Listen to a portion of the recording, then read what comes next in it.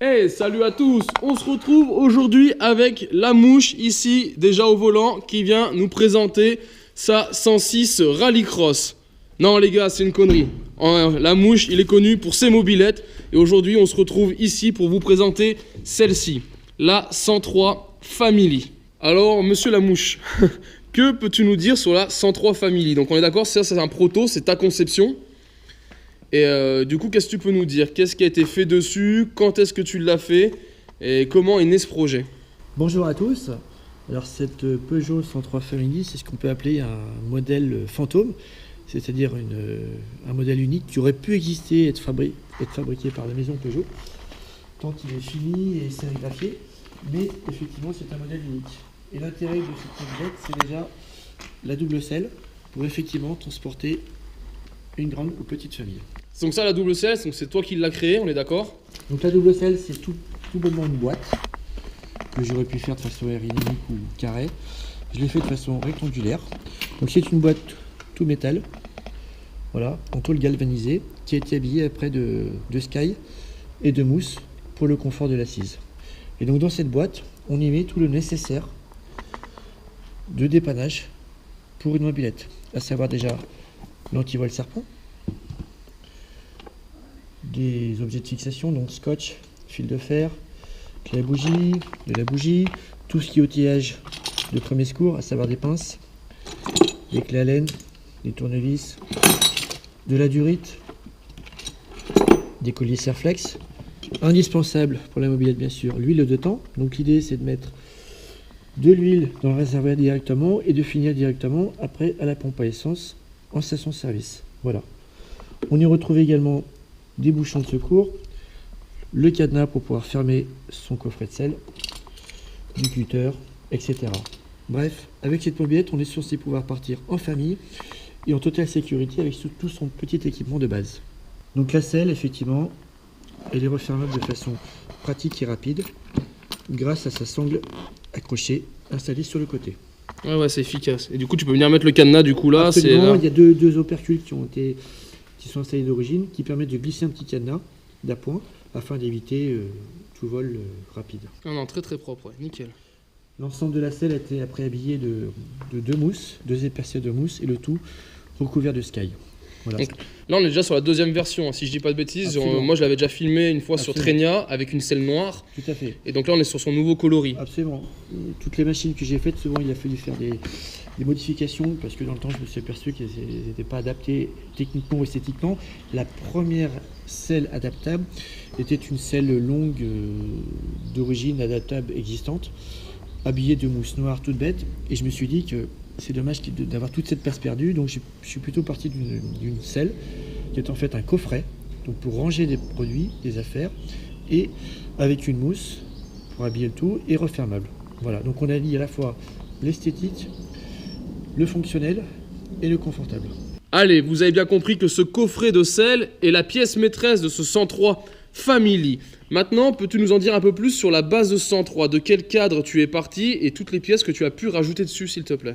Alors ce 103, comme beaucoup de mes 103, c'est ce qu'on appelle un patchwork, c'est-à-dire que c'est pas partie d'une épave, mais partie d'un ensemble de pièces que j'ai réunies. Donc c'est savoir le cadre, c'est un cadre de Peugeot 103 SPX de 1988, donc les anciens réservoirs en 3,7 litres, monté avec un bras carré, d'accord, sur lequel donc est venu se greffer le moteur d'origine avec quelques petites modifications moteur, à savoir un pot Polini Custom 3e génération, donc démontable, un carbu 15 avec une cuve transparente, et c'est tout. Il suffit amplement déjà pour avoir une fiabilité et une bonne souplesse moteur. Ensuite, on y trouve un phare de Peugeot 103 Land du début des années 80, qui est beau, qui est solide, d'une épaisseur conséquente comme ça se faisait à l'époque. Garde-boue avant-arrière chromé 103 SP. Guidon d'origine 103 SP chromé. On y retrouve également des jantes de Peugeot 103 R6 de fin des années 80 que je trouve particulièrement sobre et sportive. Et après, on y retrouve des accessoires maison ou adaptables. Alors on remarque aussi d'autres détails qui ne sont pas d'origine, c'est cette fourche et ces amortisseurs. Ça, c'est des pièces que tu as retrouvées, qui sont refabriquées? Absolument.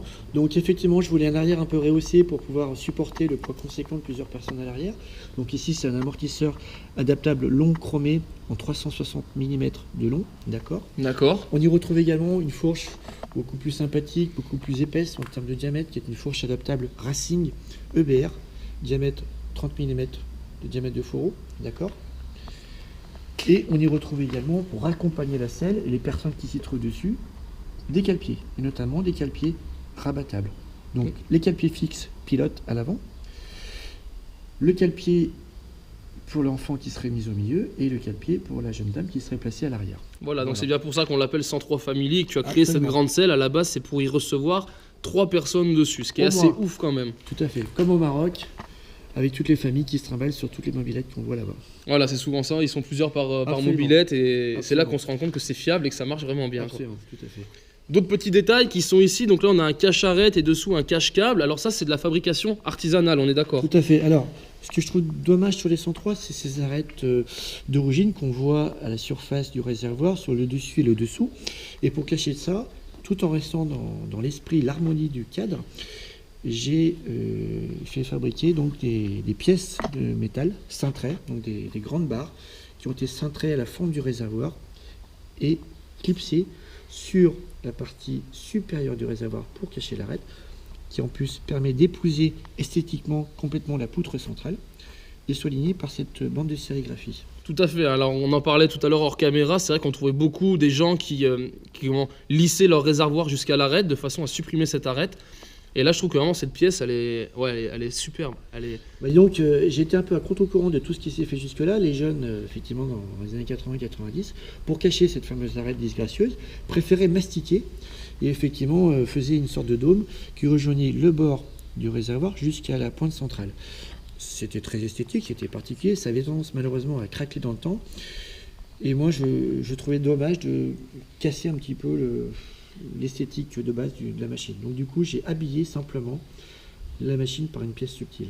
Ah, moi, c'est vraiment une pièce que j'adore. Ça se fond vraiment bien avec la poutre et tout, c'est bien fait. Il retrouve le même esprit avec un cache-câble qui est sur le dessous, qui est maintenu par une petite vis et qui permet de cacher tous les fils disgracieux, qui à la base, normalement, sont cachés par des fourreaux noirs qui habillent plusieurs câbles.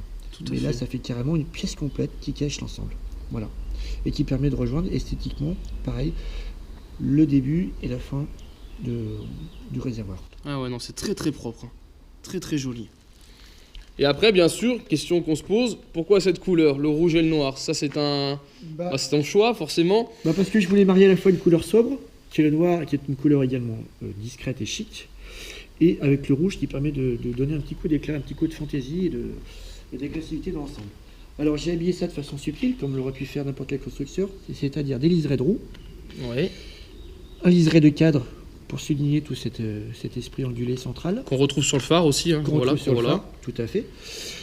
J'y ai fait des élytres pour souligner effectivement le côté symbolique et d'origine du 103, ces fameux réservoirs rectangulaires. Et j'ai habillé les carters latéraux par des petits personnages, une ribambelle de petits enfants, pour donner un peu effectivement l'esprit du 103 Family. Donc la famille, les enfants, la longue famille, qu'on peut transporter au travers de cette selle et de ces cale-pieds. Ouais, et le résultat, franchement, est assez dingue de dingue. Franchement, il y a un très très beau rendu. Deux choses que je remarque là, qu'on voit, c'est que tu as une lumière à l'arrière et une lumière à l'avant, qui sont déportées comme ça sur le côté. Ça, c'est pareil, c'est de la fabrication. Alors, moi, je suis assez curieux et assez observateur. Et plutôt que de pouvoir refabriquer les pièces maison ou de faire du bricolage qui, des fois, n'a ni queue ni tête, pourquoi ne pas s'inspirer ou utiliser les pièces déjà existantes dans l'industrie, qu'elles soient du poids lourd, de la voiture ou du vélo. Donc tout ça, ce sont tout bonnement des feux à LED à induction, c'est-à-dire qui se mettent à fonctionner quand la roue tourne grâce à un aimant disposé sur la roue, qui est ici. Voilà. D'accord, alors là tu m'apprends quelque chose.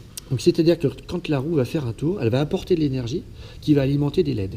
Voilà, donc c'est-à-dire que c'est un système qui marche sans énergie à apporter, qui est très fiable, qui est très visible, donc c'est à la fois le côté esthétique, économique et discret, et solide.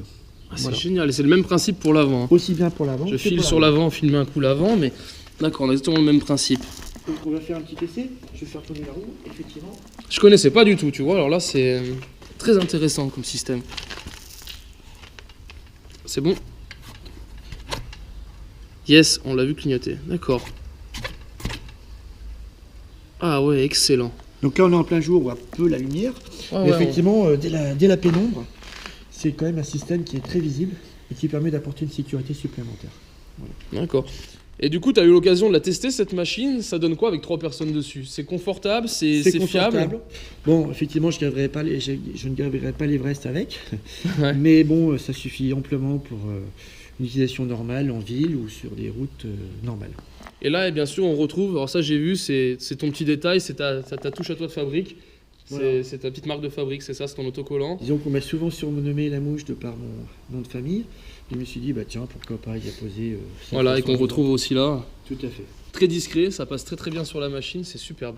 Donc voilà les amis, on vous a fait le tour en détail de cette machine. Maintenant, peux-tu nous dire combien de temps, si c'est des jours, des mois, des années pour ce projet, entre la conception, la réalisation finale, et comment t'es venue l'idée surtout? Comment arriver sur un 103 famille? Est-ce que parce que toi, tu as une famille, tu voulais mettre toute ta famille dessus?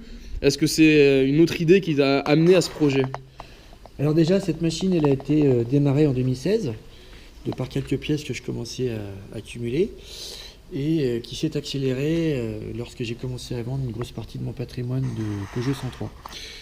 Donc l'idée, c'était d'avoir une machine qui soit à la fois semi-origine, semi-custom, tout en restant fiable, tout en ayant une personnalité.